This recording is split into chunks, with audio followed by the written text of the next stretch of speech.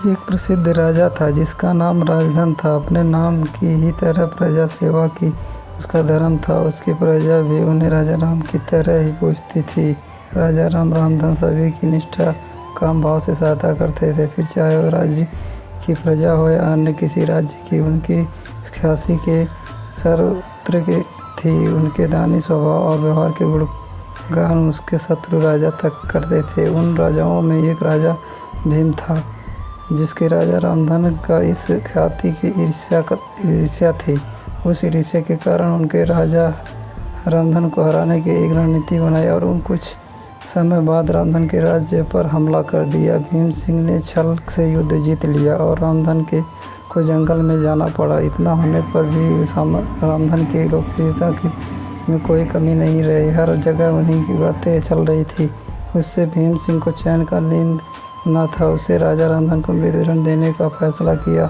उसने ऐलान किया कि जो राजा रामधन को पकड़ कर लाएगा, सामने लाएगा, उसे सोने की दीनार देगा। दूसरी तरफ राजा रामधन जंगलों में भटकते थे।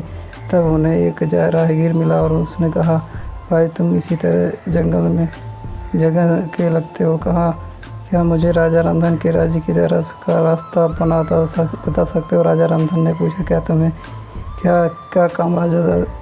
राजा ने कहा, बेटे मेरे सभी की मदद करते हैं, सोचा उन्हीं के पास जाकर याचना करो। यह सुनकर राजा रामधन राहगीर को अपने साथ लेकर भीम के पास पहुँचे। उन्हें देख दरबार में सभी अचंभित हो थे। राजा रामधन ने कहा, यह राजन अपने मुझे खोजने वाले को दीदार देने का वादा किया है। मेरे इस मित्र ने मुझे आपके सामने पेश किया था, इसे वो दीनार दे दे। यह सुनकर राजा भीम सिंह को एहसास हुआ कि राजा रामधन सच में कितने महान दानी हैं और उनसे अपनी गलती का स्वीकार किया। साथ राजा रामधन को उनका राज्य लौटा दिया और सदा उनके दिखाए रास्ते पर चलने का फैसला किया। दोस्तों, इसी तरह कहते हैं, कर भला तो हो भला। कहाँ एक तरफ भीम सिंह का रामधन को मारना चाहता था और अंत में राजा रामधन की करनी देखकर वो लज्जित हुआ और उन्हें उनका राज्य लौटा दिया और स्वयं को उनके जैसे बनने में जुट गए।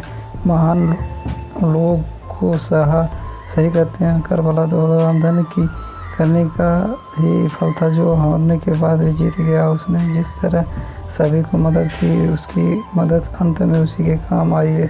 इसीलिए कहते हैं, मनुष्य को अपने कर्मों का ख्याल रखना चाहिए। अगर आप अच्छा करोगे तो अच्छा ही मिलेगा। मानसिक कष्ट होता है लेकिन अंत में सदा अच्छा होता है। कर भला तो हो भला। यह कहानी आपको कैसी लगी? ऐसी मुहावरों के लिए की कहानी अपने बच्चों को ज़रूर सुनाएं। उन्हें इन मुहावरों के अर्थ याद रहेंगे और उन्हें इन मुहावरों का सही अर्थ पता चलेगा और वो अपने जीवन में अच्छे मार्ग पर चलने योग्य होंगे।